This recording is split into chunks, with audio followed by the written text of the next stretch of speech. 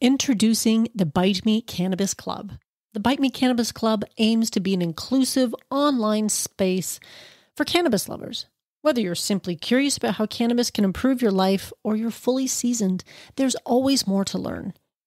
When you join the Bite Me Cannabis Club, you'll have access to like-minded people interested in cannabis, monthly workshops, live Q&As, recipes and recipe swaps, digital cookbooks, fully functional chat feature, and a whole lot more. For a limited time, it's only $5 a month with a 30-day free trial so you can try it out and see if it's right for you. This isn't just another Facebook group or confusing Discord channel. I carefully chose a platform that offers a clear, uncluttered, and seamless community experience. See for yourself, join today, say hello. I can't wait to connect with you there. Join the Bite Me Cannabis Club today. Link in your podcast app.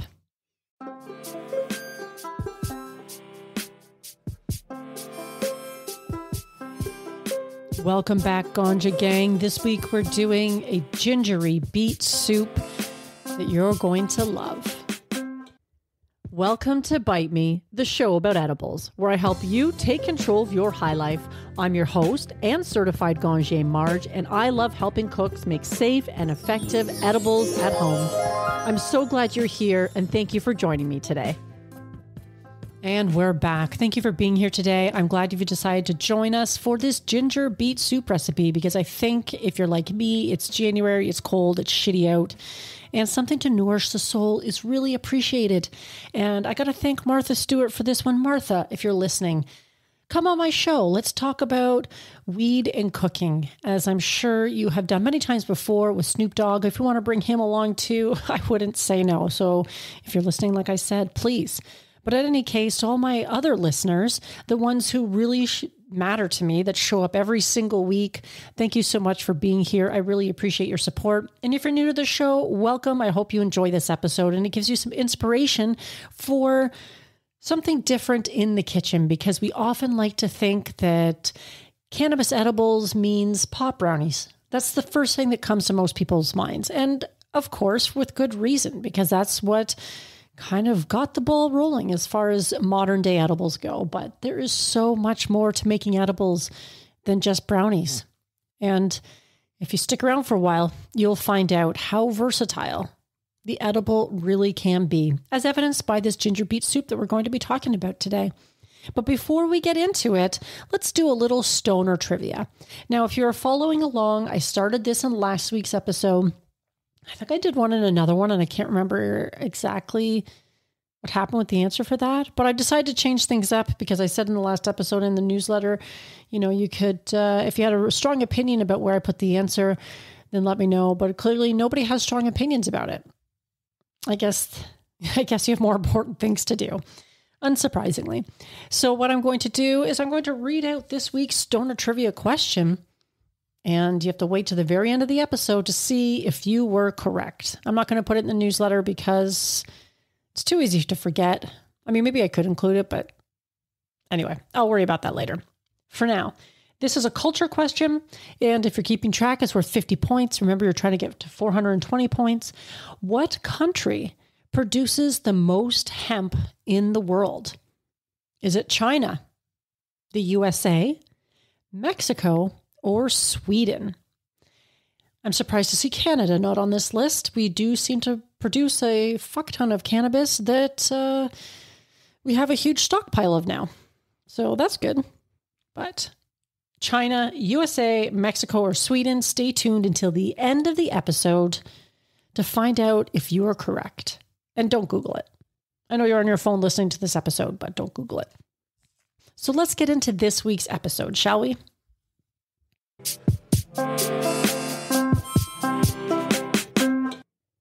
Now, last week's episode, I did a lemon ginger soda, which I'm having a sip of right now. It's actually quite nice. The reason I liked that recipe is because it made a mixed base, or a drink mix base, that you could use for making multiple drinks. And I've been enjoying a little bit of it every single day. I infused wine with CBD, so I'm free to enjoy it at any point that I feel like it and not worry about the psychoactive effects, so I can keep going with what I need to do. And of course, the ginger and the lemon and the honey makes me feel like I'm warding off viruses and all the sickness that seems to be going around right now, which there is so much. I know so many people who have not been feeling well. And of course, because I bought the ginger for that recipe, I was like, I need to do something else with it. That last one came from Martha Stewart as well. And if you haven't checked it out, it's so simple. It's worth trying out. You could probably also make it into a warm drink as well, if you weren't feeling like something icy cold. Although I guess it wouldn't have the sparkling soda effect to it, but whatever. You got to take care of yourself this time of year. Am I right? So I was looking for more recipes and I came across this ginger beet soup from Martha's website as well. And it looked simple to make. And I've made many borscht style soups in the past. And it's a soup that I really love because it's healthy, hearty, nourishing, and it's an excuse to use a combination of cabbage, potato, and beets. But this soup isn't quite like that. You're skipping the cabbage and you're including ginger instead. And if you've made the ginger soda that I was just talking about, you probably have a bunch of ginger still on hand because you can't just buy a little knob of ginger. You have to buy a whole bag of it, and you need to do something with it. So this recipe is perfect because it's quick and it's easy, and you can serve it with a little toast or a sandwich, offering more ways to infuse and get high, of course, because I had actually the soup. When I made it, I ate it over a couple of days because it makes, a larger serving. And I had a soup and a sandwich for lunch one day and it was fantastic. And if you're sitting down with toast and sandwich, you could always put infused butter on both of those things and amp up the infusion ratio. But the beauty of it is that this recipe specifically says to drizzle olive oil on the soup when you're serving it, which means that you can infuse each bowl to your preference or not at all. If you're in a house like mine where not everybody consumes cannabis. And that way you can also, depending on what you have on hand, if you're feeling like you need a little THC or you prefer just CBD or you want a ratio, it's all available to you depending on what you've got in your cupboard or in your refrigerator at that point. So to make this soup, you're going to need a little extra virgin olive oil plus more for serving. And the plus more for serving is where you're going to infuse it. You need a yellow onion, your chopped peeled ginger, garlic, salt and pepper, beets, potato, plain yogurt, and fresh thyme leaves. The last one is optional, so if you do forget to pick them up at the store, no worries, but it is nice to finish it off and it makes it look a little prettier. And the only thing that I might change in this recipe is the inclusion of a broth base instead of water to add a little complexity and also some health qualities or nourishment to the soup that you get with a good quality broth. You can keep it vegetarian with the vegetable broth or use a chicken or beef broth. Making your own broth, of course, is super easy, especially if you're doing a veggie broth because you're just like boiling down vegetable scraps.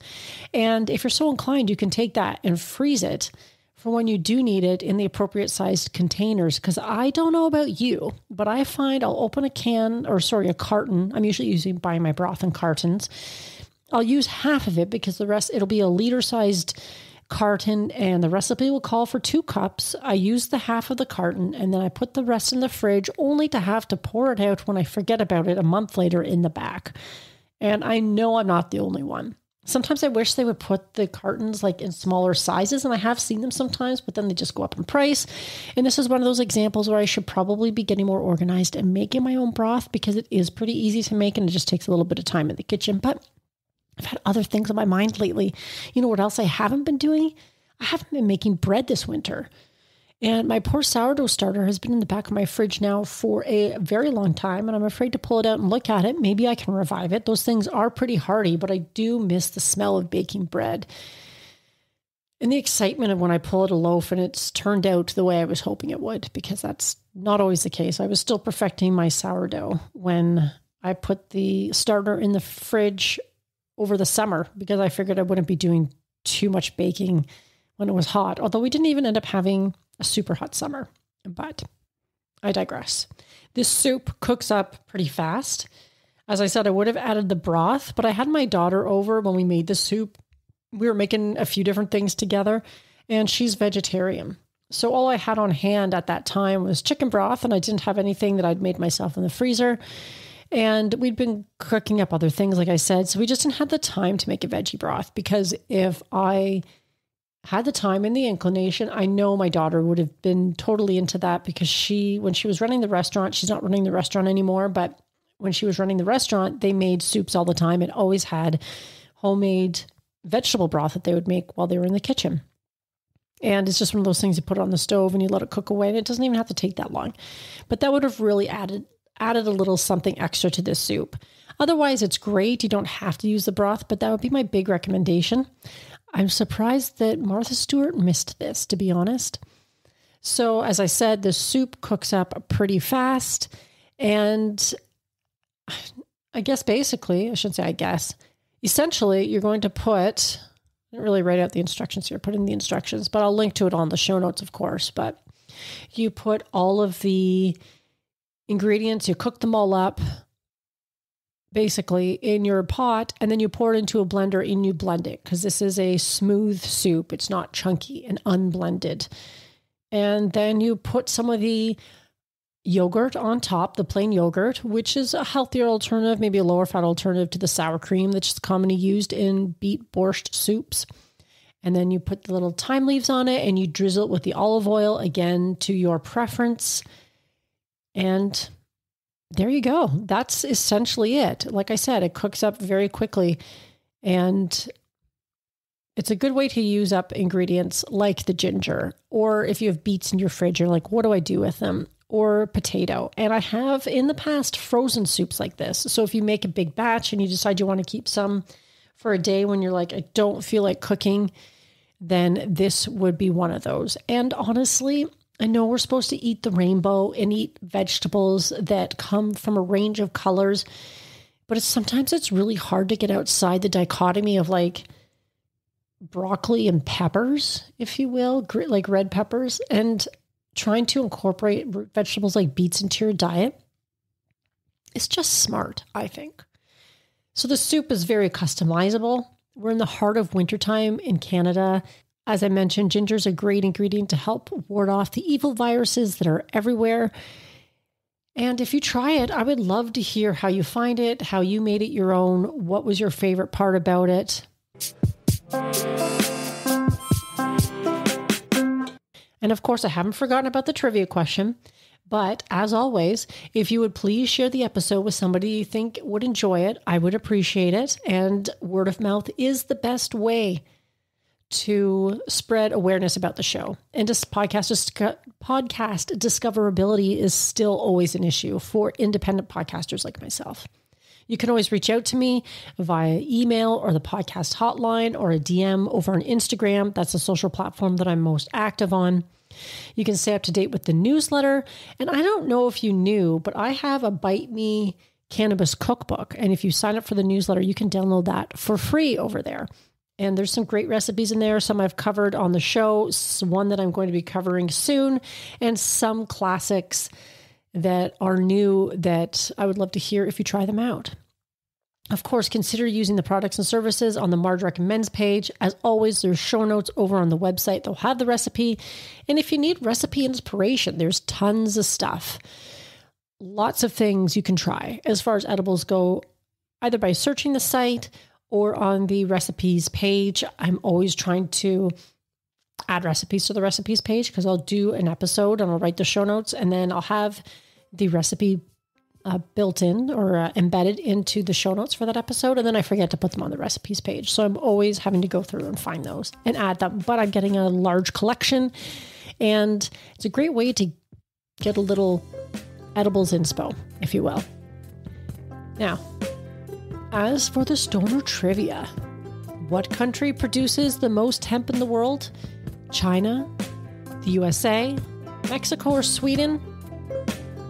If you answered China, then you are correct. Who knew? That's pretty interesting. Again, Canada was on the list. China, I didn't know they were growing that much hemp. Are you tired of trying edibles that are inconsistent in strength and flavor? Attempting to figure out your tolerance? Do you want to take control of your edibles experience and find the optimum combination of factors that results in the best outcome? If so, this edibles journal is perfect for you. The Bite Me Edibles Journal provides a convenient and organized way for you to track and record your edibles experience, whether it's homemade edibles or store-bought. It includes 48 fillable pages. It's sized 8.5 by 11 for plenty of writing space, includes information on calculating the potency of homemade edibles, and it was created by an edibles expert.